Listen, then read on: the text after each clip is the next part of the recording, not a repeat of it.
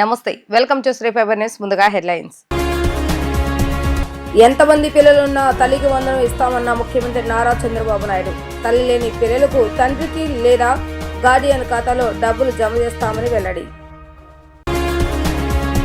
ఎన్నికల సమయంలో ఇచ్చిన ఒక్కొక్క హామీని నిలబెట్టుకుంటూ వస్తున్నామన్న మంత్రి నారా లోకేష్. తల్లికి వందనం పథకానికి సంబంధించి నిధులు తల్లుల ఖాతాలో జమ అవుతాయని వెల్లడి. అహ్మదాబాద్లో ఘోరం, కుప్పకూలిన విమానం, లోపల 242 మంది ప్రయాణికులు.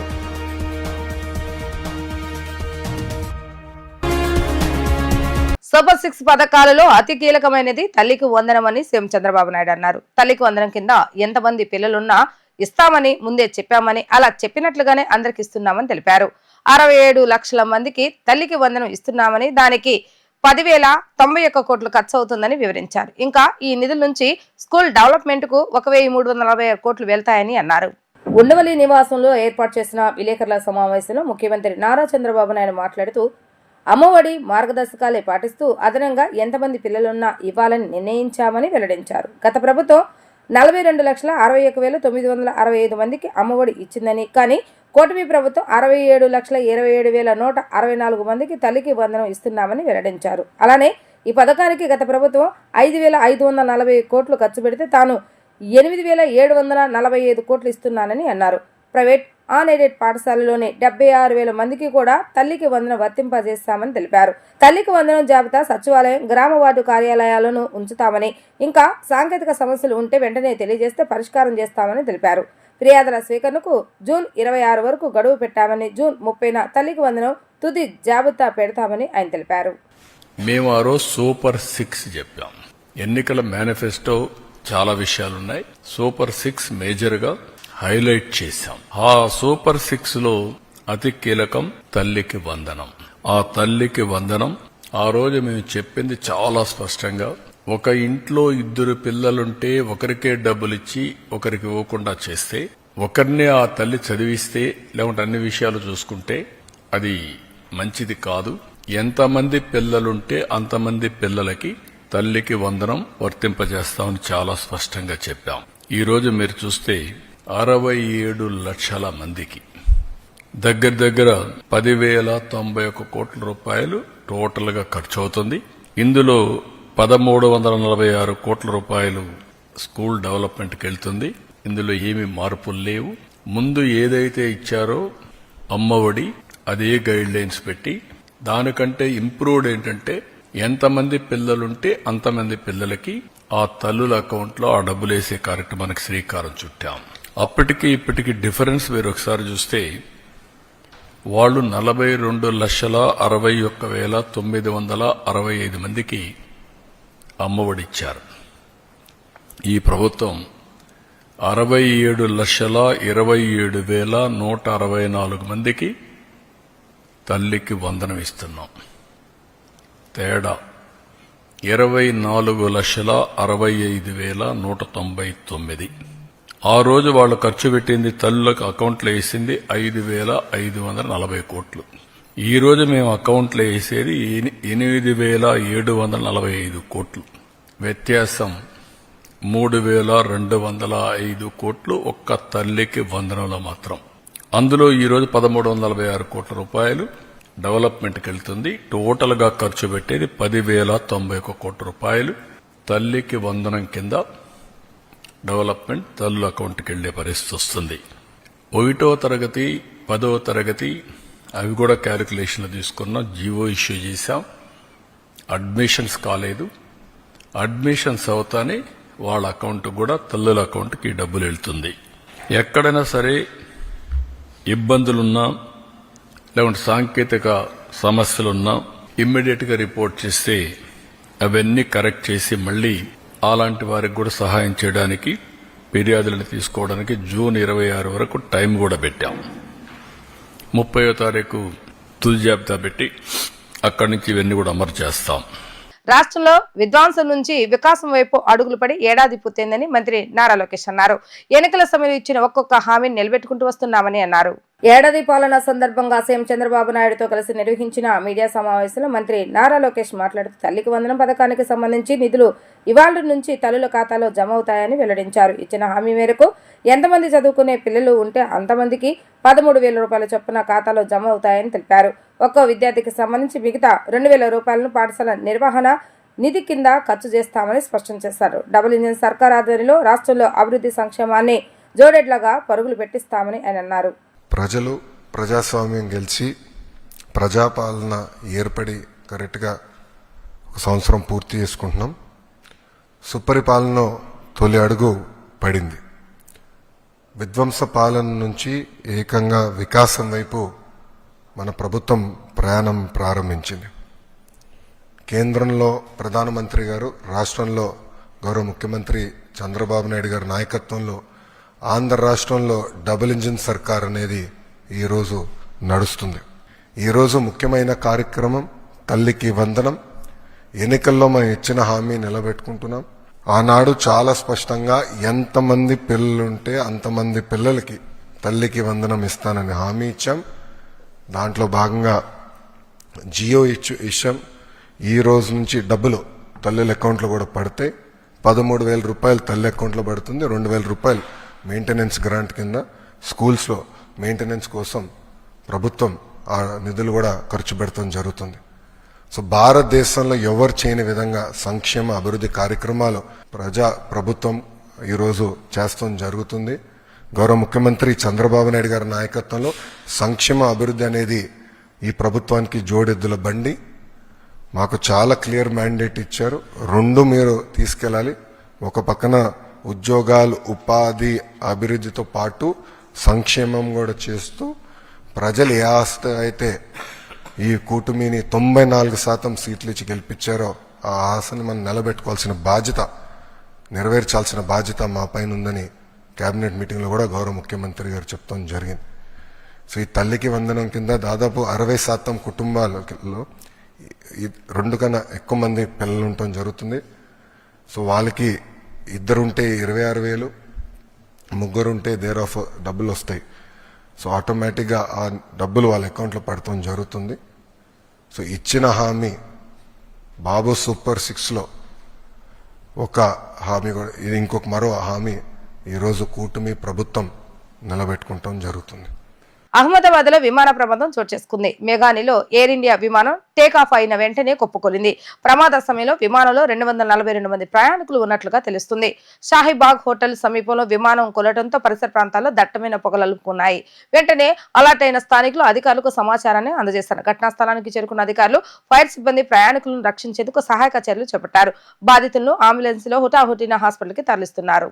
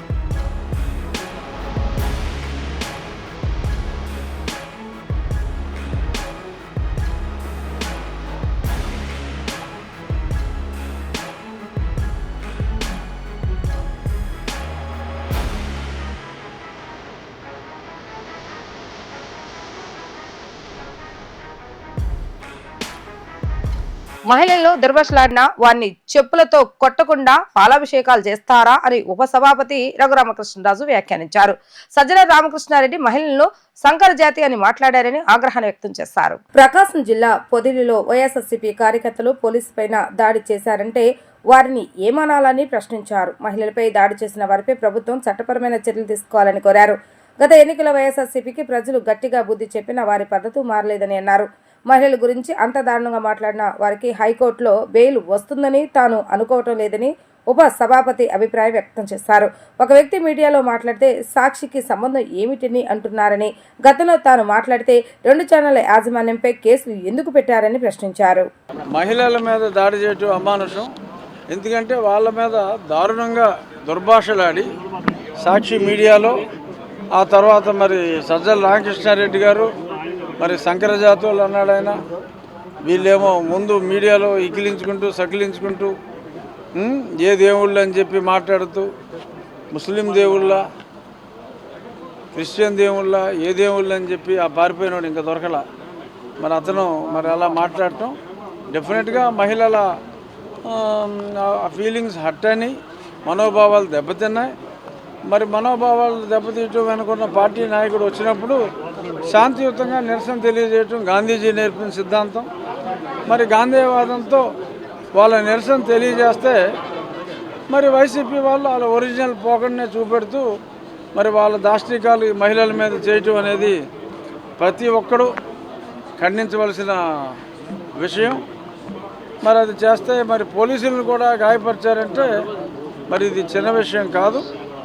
మరి తప్పకుండా ఆ దాడి చేసిన వాళ్ళ మీద మరి ప్రభుత్వం తగు చర్యలు తీసుకుంటుందని నేను అనుకుంటున్నాను. ఆ విజువల్స్ చూడలే నేను. ఇప్పుడు కూడా వైసీపీ వాళ్ళు ఆ మాటలకి కట్టుబడి ఉన్నారనిపిస్తుంది. ఇప్పుడు కూడా ఇది తప్పు, అది కూడా ఒకరు కూడా ఖండిస్తుంది. అదేనండి, ఇప్పుడు వాళ్ళ నైజం, వాళ్ళ ప్రవృత్తిని ప్రస్ఫుటంగా వాళ్ళు చూపెట్టుకున్నారు ఆ మీడియా ద్వారా. ఇక్కడ మళ్ళీ శాంతియుతంగా నిరసన తెలియజేయడానికి వచ్చిన వాళ్ళ మీద దాడి చేయటం ద్వారా వారి సంస్కృతి ఇది అని చెప్పి మరి ప్రజలకి మరొకసారి తేటతెల్లం చేస్తున్నారు. ప్రజలు అన్నీ గమనిస్తారు. డెఫినెట్గా మరి మొన్ననే ఇంకా సరిగ్గా సంవత్సరం కూడా కాలేదు.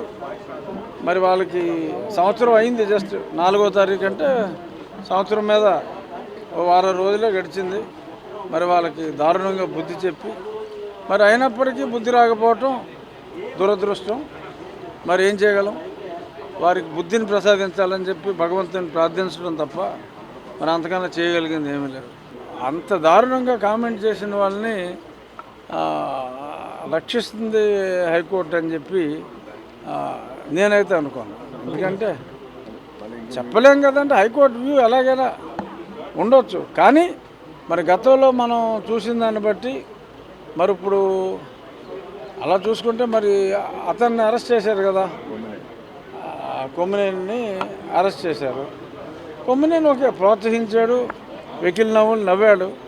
కానీ ఆయన వెకిల్ నవ్వులు నవ్వడానికి అసలు కారణమైన వాడిని వదిలేయటం అనేది డెఫినెట్గా ఏ న్యాయస్థానంలో కూడా జరగదు. జగన్ గారి బాధ వర్ణనాతీతం. అసలు జగన్ గారు అసలు ఇలాగా మీడియాలో మాట్లాడితే సాక్షికి సంబంధం ఏముందంటే ఇతని మీద కేసు పెడతాం ఏంటంటే, మరి ఇప్పుడు నేను మరి గతంలో TV5లో ABNలో మాట్లాడినప్పుడు సరే నాకు నోటీస్ ఇచ్చాడంటే బుర్రలేక ఇచ్చాడు అనుకుందాం. మరి ఆ యాజమాన్యాలిద్దరినీ కూడా మరి ఎందుకు? ఇప్పుడు మాట్లాడింది నేను, వాళ్ళు నన్ను అడిగారు, ప్రశ్నలు అడిగారు, మాట్లాడాను. శ్రీనివాసలాగానే కొమ్మినేని శ్రీనివాసరావు లాగా వాళ్ళు యాంకర్లు, వాళ్ళ మీద కేసు పెట్టారు. మళ్ళీ ఇంకొక వితండవాదం ఏంటి, వీళ్ళు పిశాచాల రాక్షసుల శంకర జాతువులు అని చెప్పి సజ్జలు అన్నాడు. దేనికి? ఫోటోని చెప్పుతో కొట్టినందుకు. మరి అప్పుడు నా పార్లమెంట్లోని 7 అసెంబ్లీ నియోజకవర్గాల్లో మరి చెప్పులతో కొట్టించాడు. మరి బూట్లతో కింద ఫ్లెక్సీలు వేసి తొక్కించారు. కొన్ని వందల దిష్టి బొమ్మలు తగలబెట్టాడు. మరి అప్పుడు ఆడిని పిశాచంగాడని చెప్పి మనం ఎవరు అనలేదే. శంకర జాతోడు సజ్జల రామకృష్ణారెడ్డి శంకర జాతోడు అని నేను అన్నానా? అనలేదు కదా. మరి ఎందుకు అతను అలా మాట్లాడటం అనేది తప్పు. సంస్కారవంతంగా మేమున్నాం అప్పుడు. మరి ఇప్పుడేమో ఆయన సో నీవు నేర్పిన విద్య అన్నట్టు ఆయన చేసిన దాన్ని ఆయన నిర్దేశకత్వంలో అడ్వైజర్ కదా మరి ఆయన అడ్వైజర్ బట్టి వాళ్ళు చేస్తుంటారు. అప్పుడు నా ఫ్లెక్సీల మీద చెప్పులతో కొడతాం. మరి ఇలాగా వేస్టులు అని చెప్పి తెరిస్తే పాలాభిషేకాలు చేస్తారా యదవులిద్దరికి? చెప్పులతో కొట్టగా పాలాభిషేకాలు చేస్తారా? సో అది వారి విచక్షణ వదిలేట ప్రభుత్వం సానుకూలంగా ఉంటుంది, సరైన చర్యలు తీసుకోలేకపోతే వారు రెచ్చిపోతున్నారనేది ప్రజల్లో ఉన్న అభిప్రాయం. ఏమండి, ఇతన్ని తీసుకొచ్చారు, ఆడు పారిపోయాడు, ఆడు దొరుకుతాడు, దొరికితేనేమో హింసించారంటారు, దొరకకపోతేనేమో వాళ్ళకి సానుకూలం అంటారు. వాళ్ళకి సానుకూలంగా ఎందుకు ఉంటుంది ప్రభుత్వం? డెఫినెట్గా మీరు చూస్తూ ఉండండి, రేపు పొద్దురికల్లా దొరికేస్తారు, రేపు మాట్లాడుకుందాం. రాష్ట్ర అభివృద్ధి, రాష్ట్ర ప్రజల సంక్షేమం రెండు కళ్ళులాగా టీడీపీ కూటమి ప్రభుత్వ పాలన సాగిందని ప్రభుత్వ విప్ సెంట్రల్ శాసనసభ్యులు బొండా ఉమామేశ్వర్ అన్నారు. గత ఏడాది రాష్ట్రంలో టీడీపీ ప్రభుత్వం అధికారంలోకి వచ్చే నాటికి రాష్ట్ర ఆర్థిక వ్యవస్థ అగమ్యగోచరంగా ఉందన్నారు.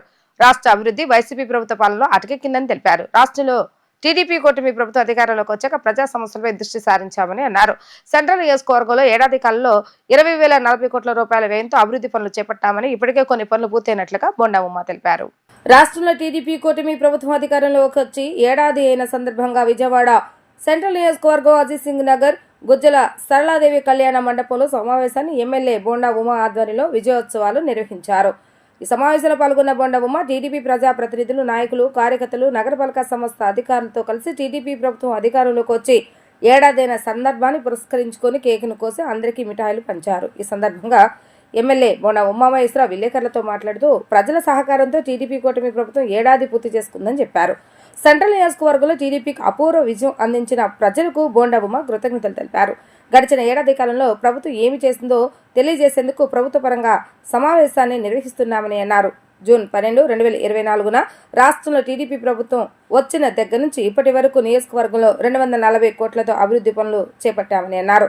నిరంతరం నియోజకవర్గ అభివృద్ధి, ప్రజా సంక్షేమమే ధ్యేయంగా పనిచేస్తున్నట్లుగా వివరించారు. గత ప్రభుత్వం పట్టించుకోకుండా నిర్లక్ష్యంగా వదిలేసిన ప్రజా సమస్యలపై తొలుత తాను దృష్టి సారించానని, శివారు ప్రాంతాల్లో సైతం రోడ్లు, డ్రైనేజీలు, కమ్యూనిటీ హాల్స్, స్ట్రీట్ లైట్స్, మంచినీరు ప్రజలకు సక్రమంగా అందేలా చర్యలు చేపట్టినట్లుగా తెలిపారు. పనిచేసే ఎమ్మెల్యే ఉంటే ప్రజలకు ఏ విధంగా ప్రయోజనం చేకూరుతుందో చేసి చూపుతున్నట్లుగా బొండా ఉమా చెప్పారు. అదేవిధంగా ఎన్నికల సమయంలో ఇచ్చిన హామీలు అమలు చేస్తున్నామని, పింఛన్ నగదును పెంచామని అన్నారు. అన్నా క్యాంటీన్లు ప్రారంభించామని, ప్రతి ఇంటి మహిళకు 3 ఉచిత గ్యాస్ సిలిండర్లు ఇస్తున్నామని అన్నారు.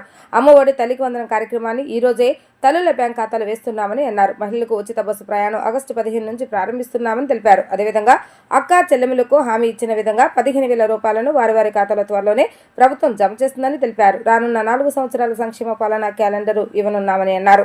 భర్తను కోల్పోయిన మహిళలకు పింఛన్లు అందజేస్తున్నామని వివరించారు. సెంట్రల్ నియోజకవర్గ ప్రజలకి కృతజ్ఞతలు తెలుపుతా ఉన్నాం. మీరు ఆదరాభిమానాలతో ఓట్లేసి 1 సంవత్సరం పూర్తవుతున్న సందర్భంలో మరి ఈ కొత్తగా ఏర్పడిన ప్రభుత్వం మీకోసం ఏం చేసింది, ప్రజల కోసం, నియోజకవర్గం కోసం ఏం చేసింది అనేది ఒక్కసారి మీ ముందు తెలియపరుస్తూ ఉన్నాం. సెంట్రల్ నియోజకవర్గంలో 2024 జూన్ 12వ తారీఖు ఏర్పడినటువంటి కొత్త ప్రభుత్వం 2025 జూన్ 12 నాటికి 240 కోట్ల రూపాయలతో అభివృద్ధి పనులు పూర్తి చేశాం. కొన్ని చివరి దశలో ఉన్నాయి. నిన్న కూడా 9 కోట్ల రూపాయలతో శంకుస్థాపనలు చేశాం. దానికి ముందు 40 కోట్ల రూపాయలతో వర్కులు శంకుస్థాపనలు చేశాం. అంటే అభివృద్ధి అనేది సెంట్రల్ నియోజకవర్గంలో నిరంతరం జరుగుతూ ఉంది. ఈ 12 నెలల కాలంలో ప్రతి డివిజన్లో ఏ సమస్యలు ఉన్నాయి, రోడ్లు దాన్ని పూర్తి చేశాం. మొన్న వరదల్లో దెబ్బతిన్నటువంటి రోడ్లు వాటిని పూర్తి చేశాం. డ్రైన్లు వాటిని టేకప్ చేశాం. వాటర్ లైన్లు, పైప్ లైన్లు ఏవైతే దెబ్బతిన్నాయో వాటిని టేకప్ చేశాం. కమ్యూనిటీ హాల్స్, ఎలక్ట్రిసిటీ, స్ట్రీట్ లైట్లు, ఇది లేదు అని లేకుండా అన్ని అంశాలని కూడా గత 12 నెలల్లో 240 కోట్ల రూపాయలు అభివృద్ధి కోసం వెచ్చించడం జరిగింది. ఇది చరిత్రలో గతంలో ఎన్నడూ లేనటువంటి అంశము. గత 5 సంవత్సరాల అభివృద్ధికి దూరంగా ఉన్న సెంట్రల్ నియోజకవర్గం ఇవాళ అభివృద్ధి పదంలో మీ ఆశీస్సులతో పరుగులెడతా ఉంది. ఒక పని చేసే శాసనసభ్యుడు నియోజకవర్గంలో ఎన్నిక కాబడినప్పుడు ఏ విధంగా ఉంటుందో ఇదే నిదర్శనం అని తెలియజేస్తా ఉన్నా. అంతేకాదు, ఎన్నికల ముందు 6 హామీలు ఇచ్చాం ప్రజలకి. 6 హామీల్లో మొట్టమొదటిది 3,000 రూపాయలు ఉండే పెన్షన్ని 4,000 రూపాయలు చేస్తామని చెప్పాం. ప్రభుత్వం రాగానే 4,000 రూపాయలు ఉదయమే 6 గంటలకే ఇంటికి తీసుకెళ్ళిస్తా ఉన్నాం. రెండో అంశం, వికలాంగులకి 3,000ది 6,000 చేస్తామని చెప్పాం.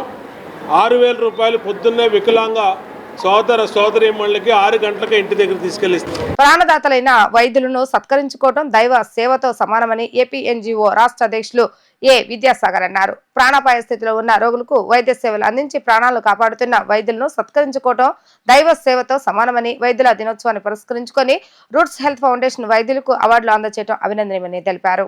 రూట్స్ హెల్త్ ఫౌండేషన్ ఆధ్వర్యంలో అందజేయనున్న 12వ వార్షిక అవార్డులకు సంబంధించిన బ్రోచర్, క్యూఆర్ కోడ్లను గురువారం గాంధీనగర్లోని ఎన్జీఓ హోమ్ నందు ఏ విద్యాసాగర్ ఫౌండేషన్ ప్రతినిధులు ప్రముఖ వైద్యులతో కలిసి ఆవిష్కరించారు. ఈ సందర్భంగా ఏపీ ఎన్జీఓస్ రాష్ట్ర అధ్యక్షులు విద్యాసాగర్ మాట్లాడుతూ గత 12 ఏళ్లుగా రూట్స్ హెల్త్ ఫౌండేషన్ వైద్యులను సత్కరించుకోవడంతో పాటు పలు సేవా కార్యక్రమాలను నిర్వహించుకోవడం అభినందనీయమని అన్నారు. ముఖ్యంగా మహిళలు ఎదుర్కొంటున్న క్యాన్సర్ మహమ్మారి నుంచి రక్షణ పొందేందుకు అవగాహన కార్యక్రమాలను నిర్వహించి చైతన్యవంతులను చేయటం ముదాహమని అన్నారు. వైద్యులు ప్రత్యక్ష దైవాలతో సమానమని, వారిని గౌరవించి సత్కరించుకోవడం ప్రతి ఒక్కరి బాధ్యతగా గుర్తించాలని అన్నారు. అనారోగ్య సమస్యలతో హాస్పిటల్కు వచ్చే రోగులకు మెరుగైన వైద్య సేవలు అందజేసేందుకు ప్రభుత్వ, ప్రైవేటు వైద్యులు సహకారం అందించాలని కోరారు. ముఖ్యంగా మహిళా ఉద్యోగులు ఎదుర్కొనే రుగ్మతలను నివారించుకునేలా చైతన్యవంతులను చేసేందుకు ఏపీ ఎన్జీజీఓ అసోసియేషన్ ఆధ్వర్యంలో త్వరలో మెగా వైద్య శిబిరాన్ని నిర్వహిస్తామని ఆయన తెలిపారు. ప్రముఖ వైద్యులు ఫౌండేషన్ గౌరవ అధ్యక్షులు డాక్టర్ రమణమూర్తి మాట్లాడుతూ వైద్య వృత్తిలో విశిష్ట సేవలు అందిస్తున్న వైద్యులను గుర్తించి వారికి అవార్డులు ప్రదానం చేస్తూ రూట్స్ హెల్త్ ఫౌండేషన్ పలువురికి ఆదర్శంగా నిలుస్తుందని అన్నారు. అందరికీ ఆమోదయోగ్యమైన డాక్టర్లను అవార్డులకు ఎంపిక చేసినందుకు పారదర్శకంగా నామినేషన్లు స్వీకరించడం అభినందనీయమని అన్నారు. ఫౌండేషన్ నిర్వహించే సేవా కార్యక్రమాలకు తమ వంతు సహకారం అందజేసేందుకు సిద్ధంగా ఉన్నట్లుగా తెలిపారు. రెడ్ క్రాస్ జిల్లా అధ్యక్షులు డాక్టర్ జి సమరం మాట్లాడుతూ 12 ఏళ్ల క్రితం తొలిసారిగా హెల్త్ ఫౌండేషన్ ప్రకటించిన అవార్డులో తొలి అవార్డు స్వీకరించడం ఎప్పటికీ మర్చిపోలేనని అన్నారు. అవార్డు ఎవరు పొందినా ఆ గౌరవం ప్రతి వైద్యునికి దక్కినట్లేనని భావిస్తున్నామని తెలిపారు. ప్రతి సంవత్సరం డాక్టర్స్ డే సందర్భంలో అందరికీ ఆమోదయోగ్యమైన సర్వీస్ చేస్తున్న డాక్టర్స్కి నలుగురికి అవార్డ్స్ ఇవ్వటం అనేది గత 12 సంవత్సరాలుగా జరుగుతూ ఉంది. అది ఆ డాక్టర్స్కి ఎంకరేజ్మెంటే కాకుండా చూసేవాళ్ళకు కూడా చాలా ఆహ్లాదకరంగా ఉంటుంది. ఈ సంవత్సరం కూడా అదే అవార్డ్స్ మళ్ళీ జూలై 6వ తారీఖున ఇవ్వబోతున్నాం. ఈ Roots Health Foundation doctors awards ఇవ్వటమే కాకుండా ఇన్ని సంవత్సరాల్లో ఎన్నో సర్వీస్ యాక్టివిటీస్లో పార్టిసిపేట్ చేశారు. వాళ్ళు చేస్తున్న సర్వీస్ యాక్టివిటీస్లో ముఖ్యంగా క్యాన్సర్ అవేర్నెస్ క్యాంపులు, కొన్ని వందల క్యాన్సర్ అవేర్నెస్ క్యాంపులు కండక్ట్ చేశారు. హాస్పిస్ రన్ చేస్తున్నారు రూట్స్ హెల్త్ ఫౌండేషన్. వీటన్నిటికీ కూడా డాక్టర్ విజయభాస్కర్ ఆయన టీము వాళ్ళు సంవత్సరం అంతా కూడా వాళ్ళు పడుతున్న కష్టాన్ని నిజంగా అభినందిస్తూ ఈ డాక్టర్స్ డే ఫంక్షన్ కూడా చాలా బాగా జరగాలని మనస్ఫూర్తిగా కోరు. హెల్త్ ఫౌండేషన్ డాక్టర్ విజయభాస్కర్ గారి ఆధ్వర్యంలో ఎన్నో కార్యక్రమాలు మరి ఆంధ్రప్రదేశ్లోని ప్రజలకు సంబంధించి, ముఖ్యంగా క్యాన్సర్ పేషెంట్లకు సంబంధించి క్యాన్సర్ అవేర్నెస్ కానీ, అలాగే ముఖ్యంగా మహిళల్లో సర్వైకల్ క్యాన్సర్కి సంబంధించి కానీ, ఎవరైతే మెడికల్ ఇల్నెస్లో ఉండి క్యాన్సర్ మిగిలిన వాటిలో ఉన్నారో వాళ్ళ కోసం సపరేట్ ఒక భవంతులు తీసుకుని సపరేట్ వార్డ్స్ మెయింటైన్ చేయడం, ఉచితంగా చేయటం కాడి నుంచి, అలాగే ఇప్పటికి 11 సార్లు మరి రాష్ట్రంలోని సేవలకు దగ్గరగా ఉన్న సేవలు అందిస్తున్న మంచి డాక్టర్స్కి మరి roots Health foundation annual awards ప్రకటించడం జరిగింది. మరి దాని సందర్భంగా ఏదైతే ఆ అవార్డ్స్కు సంబంధించిన బ్రోచర్, అంటే అప్లై చేసుకునే డాక్టర్స్కు సంబంధించిన రిజిస్ట్రేషన్ బ్రోచర్ని ఇవాళ రిలీజ్ చేయడం అనేది జరుగుతుంది.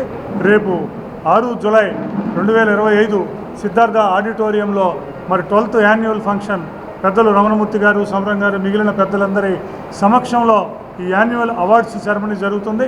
రూట్స్ హెల్త్ ఫౌండేషన్లో జరుగుతున్న ఈ కార్యక్రమాలన్నీ మున్ముందు కూడా ముమ్మరంగా సాగాలని, ప్రజలకు సేవలు అందించాలని గత 15 సంవత్సరాలుగా ఎన్నో సేవలు అందిస్తూ ఉన్నారు. అలాగే 11 సంవత్సరాల పాటు ప్రతిభ కలిగిన సేవాభావం కలిగిన డాక్టర్లకి అన్ని రంగాల్లో ఉన్న వారందరికీ కూడా అవార్డ్స్ అందిస్తున్నారు. అది మామూలుగా కాదు, ఎంతో గుర్తింపు ఉన్న వాళ్ళకి చాలా ఎంజాయ్ ఇచ్చి వాళ్ళకి ప్రోత్సాహం కాకుండా డాక్టర్లందరికీ సేవాభావానికి డాక్టర్లందరికీ వాళ్ళకు ఒక రకమైన గుర్తింపు ఇస్తున్నారన్నమాట.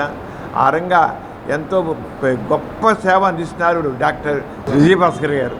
వారికి నా అభినందనలు తెలియజేస్తున్నాను. అలాగే చక్కని బృందం కూడా ఎంతో వండర్ఫుల్ సేవలు అందిస్తున్నారు.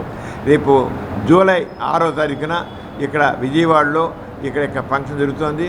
దానికి అందరూ పాల్గొనాలని కోరుతున్నాను. కూటమి ప్రభుత్వ అధికారంలోకి వచ్చి 1 సంవత్సరం పూర్తయిన సందర్భంగా ఇచ్చిన హామీలు అమలు చేయడంలో విఫలమైందని మాజీ మంత్రి వడ్డీ సోమనాథేశ్వరరావు విమర్శలు గుప్పించారు. ఇచ్చిన హామీలను అమలు చేయకపోగా ప్రజలపైనే పనుల రూపంలో భారం వేస్తున్నారని మండిపడ్డారు. ఇచ్చిన ప్రతి ఒక్క హామీని అమలు చేయాలని డిమాండ్ చేశారు. విజయవాడ గాంధీనగర్ ప్రెస్ క్లబ్ నందు ఆంధ్రప్రదేశ్ రైతు సంఘం ఆధ్వర్యంలో తెలుగుదేశం కూటమి ప్రభుత్వం ఇచ్చిన ఎన్నికల హామీలు అమలు అంశంపై రౌండ్ టేబుల్ సమావేశం నిర్వహించడం జరిగింది.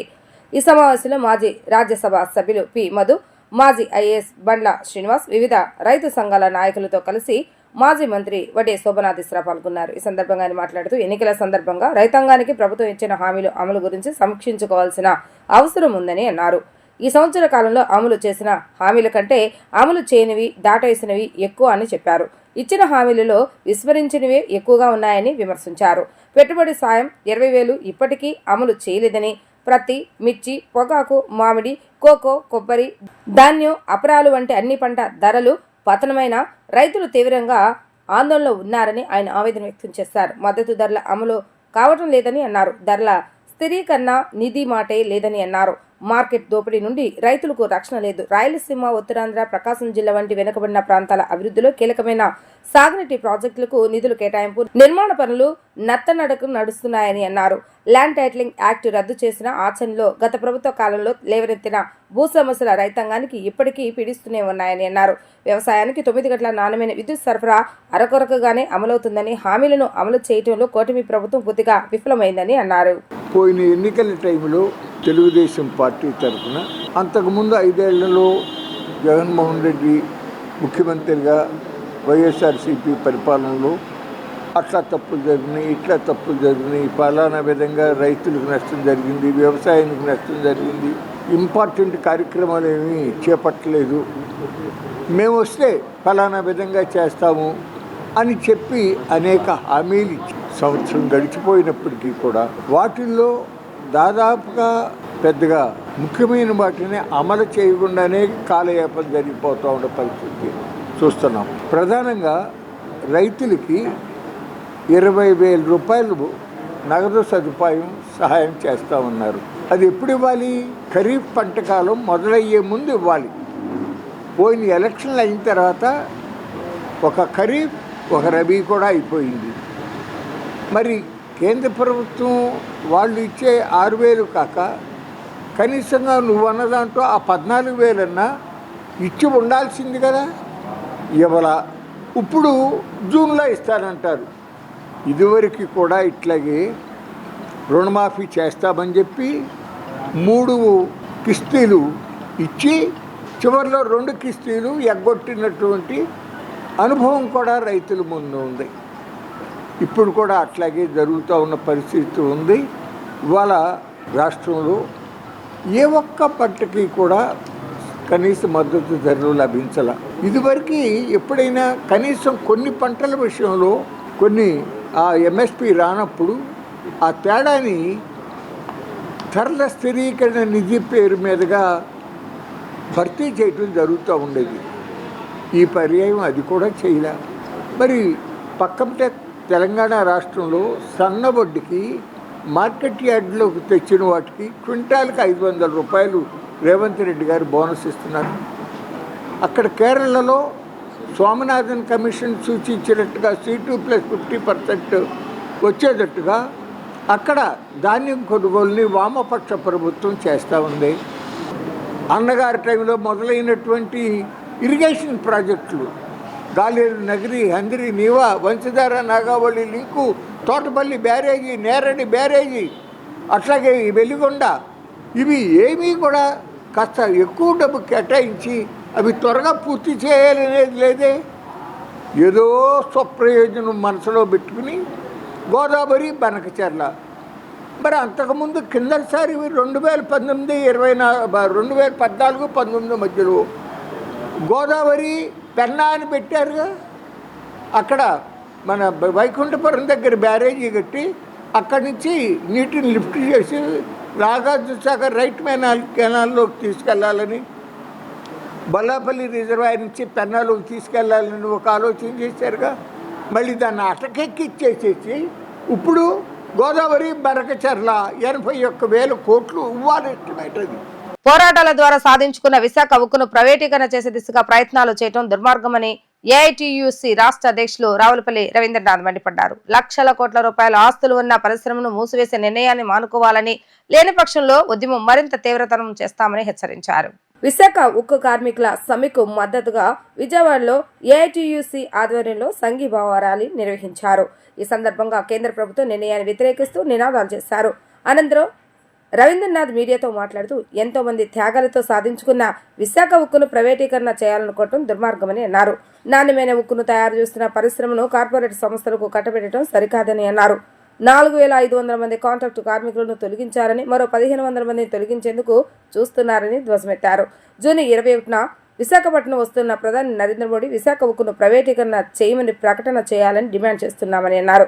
యోగా కార్యక్రమంలో కార్మికులు కూడా పాల్గొంటారని, ప్రకటన రాని పక్షంలో పెద్ద ఎత్తున నిరసన తెలియజేస్తామని అన్నారు.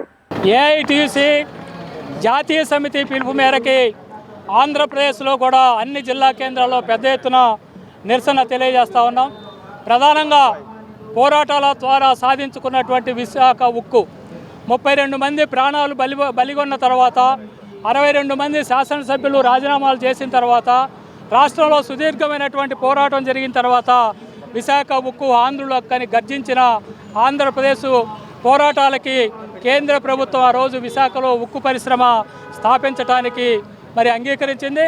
దాంట్లో భాగంగా పబ్లిక్ సెక్టార్లో ఆ పరిశ్రమ కొనసాగుతూ ఉంది. లక్షల కోట్ల రూపాయల ఆస్తులు కలిగి ఉంది.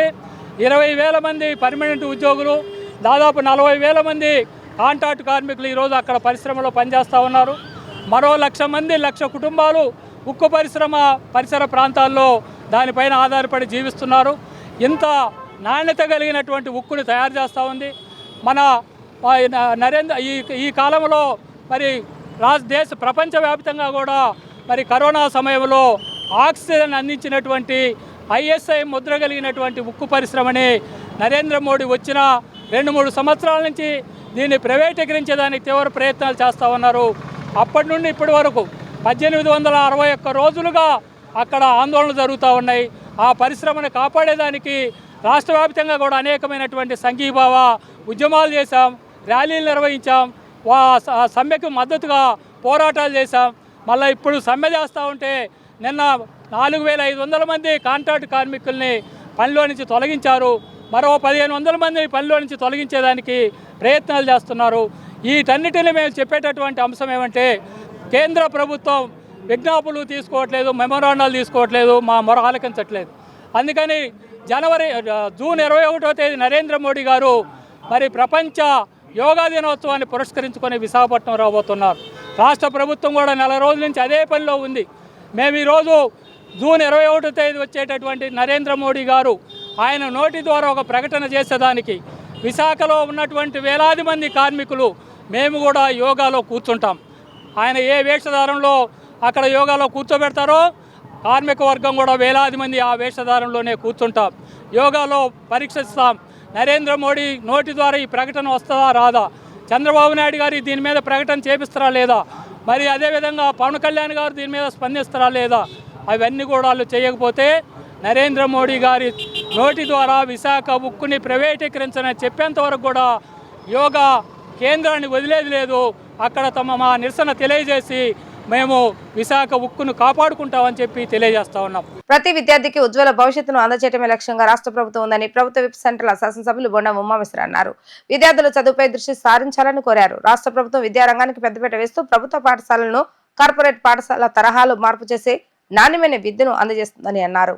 ప్రస్తుత విద్యా సంవత్సరం ప్రారంభమై పాఠశాలలు తెచ్చుకోవడంతో ప్రభుత్వ పాఠశాల విద్యార్థులకు ఉచితంగా పాఠ్య పుస్తకాలు, నోటు పుస్తకాల పంపిణీ కార్యక్రమాన్ని అజిత్ సింగ్ నగర్లోని ఎంకే బేగ్ నగరపాలక సంస్థ ఉన్నత పాఠశాలలో ఎమ్మెల్యే బొండ ఉమ ప్రారంభించారు. ప్రతి విద్యార్థికి పుస్తకాలను అందజేసి అభినందనలు తెలిపారు. మధ్యాహ్న భోజన పథకాన్ని పరిశీలించి విద్యార్థులకు స్వయంగా భోజనాన్ని వడ్డించారు. ఈ సందర్భంగా బొండ ఉమామేశ్వర మాట్లాడుతూ రాష్ట్ర ప్రభుత్వం విద్యా అభివృద్ధికి పెద్దపీట వేస్తుందని అన్నారు. ప్రభుత్వ పాఠశాలలో చదివే విద్యార్థులకు ఉచితంగా పుస్తకాలను అందజేస్తున్నామని అన్నారు. ప్రతి విద్యార్థికి కావాల్సిన అన్ని రకాల పుస్తకాలు, బ్యాగ్, బూట్లు తదితర కిట్లను సైతం ప్రభుత్వమే అందజేస్తుందని చెప్పారు. విద్యార్థులు చెడు వ్యసనాల బారిన పడకుండా చదువులపై దృష్టి సారించి ఉజ్వల భవిష్యత్తును అందిపించుకోవాలని పిలుపునిచ్చారు. పాఠశాల HM Parise Venkateswara, Vijay Krishna super market director Pelpula Rajesh, division TDP committee నాయకులు జాన్వలి, బంగారు నాయుడు, షేక్ ఫర్విన్, గౌసియా, మద్దల మహేష్ తదితరులు పాల్గొన్నారు. స్కూల్స్ అన్నీ కూడా ఓపెనింగు జూన్ 12 మరి కొత్తగా సమ్మర్ హాలిడేస్ నుంచి పిల్లలందరూ కూడా ఉత్సాహంగా స్కూల్స్ క్లాస్ రూమ్లకి అటెండ్ అవుతూ ఉన్నారు. ఈ సందర్భంగా ప్రభుత్వం నుంచి విద్యార్థులందరూ కూడా బుక్స్, నోట్ బుక్స్ కానీ, టెక్స్ట్ బుక్స్ కానీ, అలాగే బ్యాగు, షూసు, యూనిఫాము అన్నీ కూడా వాళ్ళకి ఏర్పాటు చేస్తున్నాం. ఈరోజే మొదటి రోజునే 59వ డివిజన్లో ఎంకేబేగ్ స్కూల్లో మరి ఇప్పుడే 10th క్లాస్ వాళ్ళకి కానీ మిగతా స్టూడెంట్స్ అందరూ కూడా ప్రారంభించుకున్నాం. సంతోషంగా ఉంది. అట్లాగే మిడ్ డే మీల్ కూడా సన్న బియ్యం ఇవ్వటం వల్ల పిల్లలందరూ ఇంకా ఇంట్రెస్ట్గా తింటూ ఉన్నారు. ఇది కూడా మంచి కార్యక్రమం. వాళ్ళకి పౌష్టికాహారము కోడిగుడ్డు కూడా పెట్టాం, అట్లాగే మంచి కర్రీ కూడా పెట్టాం, కిచిడీ పెడుతున్నాం, ఎగ్ పెడుతున్నాం. అన్ని రకాలుగా ప్రభుత్వ స్కూల్స్లో చదువుకునే విద్యార్థుల కోసం ప్రభుత్వం జాగ్రత్తలు చేపట్టింది, బాధ్యత తీసుకుంటా ఉంది. మా టీచర్స్ కానీ, హెడ్ మాస్టర్స్ కానీ అందరూ కూడా దానికి పేరెంట్ కమిటీ కానీ, స్థానిక డివిజన్ నాయకులు కానీ అందరూ కూడా బాధ్యత తీసుకొని సొంత పిల్లల్లాగా వాళ్ళ ఉజ్వలమైన భవిష్యత్తు కోసం అన్ని రకాలుగా అండగా ఉంటా ఉన్నాం. ప్రభుత్వ స్కూల్స్ని ప్రైవేట్ స్కూల్స్కి ధీటుగా, కార్పొరేట్ స్కూల్స్కి ధీటుగా తీర్చిదిద్దడం లక్ష్యంగా పనిచేస్తాం. వార్తలు ముగించే ముందు హెడ్లైన్స్ మరొకసారి. ఎంతమంది పిల్లలున్నా తల్లికి వందనం ఇస్తామన్న ముఖ్యమంత్రి నారా చంద్రబాబు నాయుడు. తల్లి లేని పిల్లలకు తండ్రికి లేదా గార్డియన్ ఖాతాలో డబ్బులు జమ చేస్తామని వెల్లడి. ఎన్నికల సమయంలో ఇచ్చిన ఒక్కొక్క హామీని నిలబెట్టుకుంటూ వస్తున్నామన్న మంత్రి నారా లోకేష్. తల్లికి వందనం పథకానికి సంబంధించి నిధులు తల్లుల ఖాతాలో జమ అవుతాయని వెల్లడి. అహ్మదాబాద్లో ఘోరం, కుప్పకూలిన విమానం, లోపల 242 మంది ప్రయాణికులు.